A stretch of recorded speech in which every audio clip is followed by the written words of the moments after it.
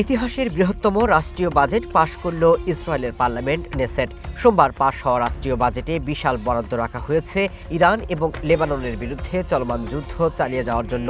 ইসরায়েলের এবারের বাজেটের আকার প্রায় $245 বিলিয়ন। এর মধ্যে যুদ্ধরত দেশটির সামরিক খাতে $45 বিলিয়ন বেশি বরাদ্দ রাখা হয়েছে।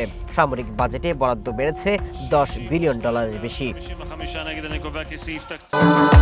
ভবিষ্যৎ হোক নিরাপদ, বিনিয়োগ হোক বিশ্বস্ত, আর আমার পছন্দ সল্ট বে। ওয়েলকাম টু সল্ট বে। দীর্ঘ 13 ঘন্টা ম্যারাথন আলোচনা এবং বিরোধীদের বাধা অতিক্রম করে শেষ মুহূর্তে এই বাজেট অনুমোদিত হয়। ভোটাভুটি চলাকালীন কয়েক দফা ইরানি ক্ষেপণাস্ত্রের সতর্কবার্তা বেজে উঠলে সংসদ সদস্যরা সুরক্ষিত কক্ষে গিয়ে ভোটদান সম্পন্ন করেন। ক্ষমতাসীন জোটের 62 জন সদস্য বাজেটের পক্ষে এবং 55 জন বিপক্ষে ভোট দেন। দেশটির কঠোর ডানপন্থী অর্থমন্ত্রী বেনজালেল বলেন, ইসরায়েলের জন্য এটি একটি ঐতিহাসিক সন্ধিক্ষণ। এই বাজেট বিজয় নিশ্চিত করার পরিকল্পনা হিসেবে অভিহিত করেছেন তিনি। বিরোধী দলগুলো এই ব্যয় পরিকল্পনাকে জনগণের পকেট কাটা বলে কঠোর সমালোচনা করেছেন। এই বাজেটকে ইসরায়েলের ইতিহাসে সবচেয়ে দায়িত্বজ্ঞানহীন বলে উল্লেখ করেন।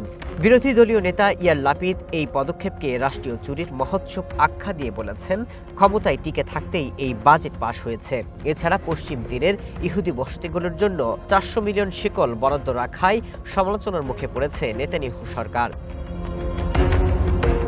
31 মার্চের মধ্যে এই বাজেট পাশ না হলে আইন অনুযায়ী সংসদ ভেঙে যেত এবং অক্টোবর মাসে আগাম নির্বাচনের আয়োজন করতে হতো নেতানিয়াহুকে।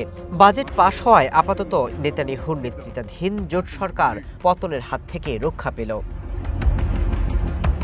Masud Rana, one international desk.